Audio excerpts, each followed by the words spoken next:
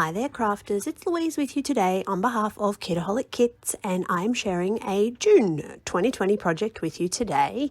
And I decided that I was going to challenge myself a little bit more this month, and I've discovered that I've gone back to a love of mixed media. I've been watching a few Vicki Boutin videos, and I really am exploring some different techniques and some old school sort of project type styles that I used to do. So for this particular layout, first thing I'm going to do is pop some clear gesso down on the back of this background paper. And it's not necessary to use the clear gesso, but I think it makes the mediums a little bit easier to use on the page. So at this point, I am just getting some different levels of washi tape, so some different widths, and I'm sticking those down on the page. Some of them don't stick to the gesso very well, but what I'm going to do is actually cover this gessoed background paper with the Distress Oxide spray in the carved pumpkin. I'm just using a paintbrush to add some water first, and then I'm going to paint over those washi layers that I've added. Now, it is going to leak underneath the washi, and that to me is okay. Some people won't like that. They'll want a lot cleaner stripes, but I actually want the colour to leak a little bit around that washi because it gives it a more, or should I say, it gives it a less structured look. So you sort of get these more interesting lines, in my opinion anyway, but do what works for you as per normal with scrapbooking.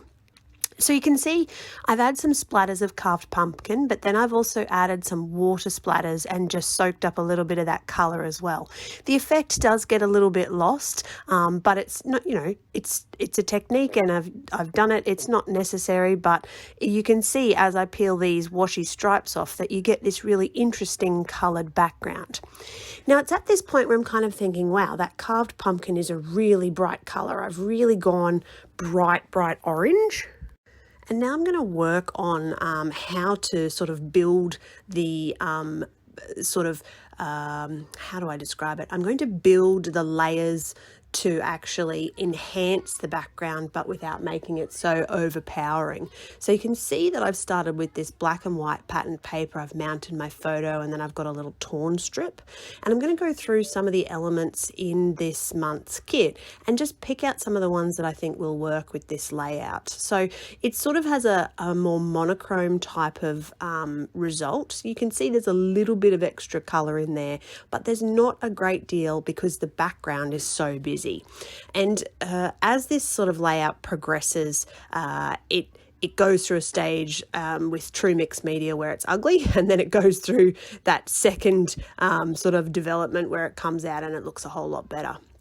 So I wanted to highlight these sort of structured lines that I'd built in the background. So using a black pen first, and then I pulled out my white Posca pen, which after attempting this layout ended up in the bin because there was just no white coming out of it anymore. So time for a new white pen. But as you'll see later in the layout, once I've built this particular page, I'm going to go ahead and add some white pen in those triangle elements as well.